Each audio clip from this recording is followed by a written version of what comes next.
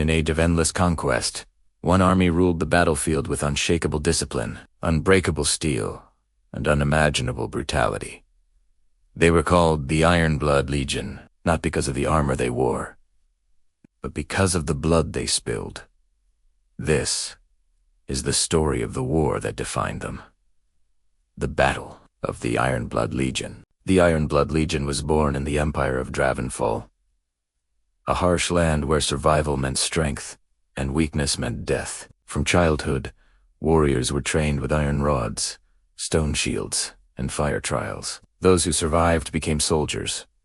Those who excelled became legends. The Legion was led by General Varrock Steelborn, a commander feared even by his own men. His armor was forged from the Black Iron Mountains, rumored to be mixed with the blood of ancient beasts. As he famously said, a soldier's heart must be iron, or it is already dead.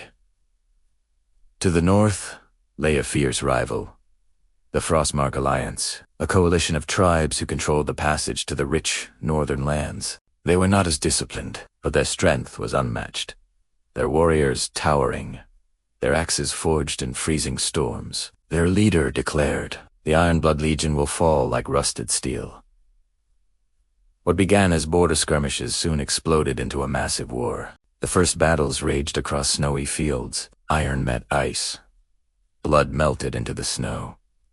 Neither side would yield, but General Varrock had a plan. He ordered his blacksmiths to forge new weapons, blood-forged blades, sharpened by fire and infused with crimson oils that burned even in the cold. Frostmark warriors were stunned by the new weapons' cutting power. We can almost hear one of their commanders shouting, "Their blades.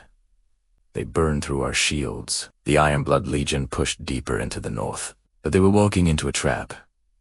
Frostfang Pass was a narrow valley, surrounded by cliffs. The Legion marched confidently, unaware that thousands of Frostmark warriors hid above. When the Legion reached the center, the mountains trembled. Huge slabs of ice collapsed. Boulders crashed down. The Frostmark Alliance descended like a frozen storm. Tyr, Kreese, or for the north. Echoing through the valley, the Iron Blood Legion was surrounded. Shields shattered. Helmets cracked. Even Varrock was struck down to one knee. But then, Varrock rose, lifted his blood-forged blade, and roared. "Iron does not break. Iron does not fall." His cry ignited his soldiers. They formed the Iron Wall formation, locking shields so tightly the enemy axes bounced off like sparks. Slowly, fiercely, the Legion pushed forward like a living machine. After hours of fighting, both armies were exhausted. Snow was soaked in red. Bodies lay frozen where they fell. Varrock surveyed the battlefield. He knew one last move would decide everything. He raised his sword and shouted, "Iron Blood Legion!" with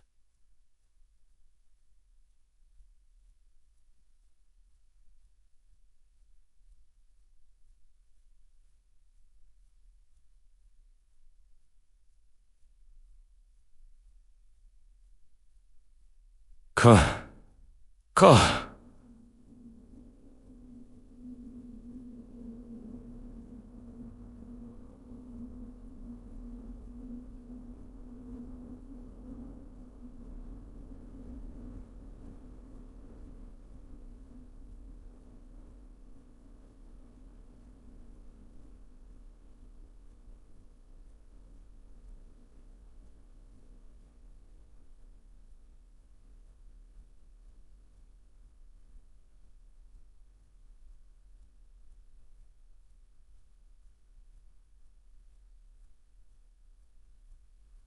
The Legion formed a spear-shaped wedge.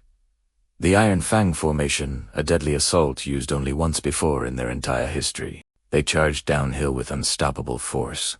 Frostmark warriors tried to hold the line, but the Iron Blood Legion sliced through them like fire through ice. The Frostmark general was struck down, and the northern army broke apart. The battle was won. The Battle of Frostfang Pass became a symbol of iron will, ruthless strength, and relentless discipline. The Iron Blood Legion cemented itself as the most feared military force of its age, but their victory came at a price. Nearly half the Legion never returned home. As the snows settled, General Verak looked at the battlefield and whispered, "Iron conquers, but blood remembers." This was the war that defined an empire. This was the Battle of the Iron Blood Legion.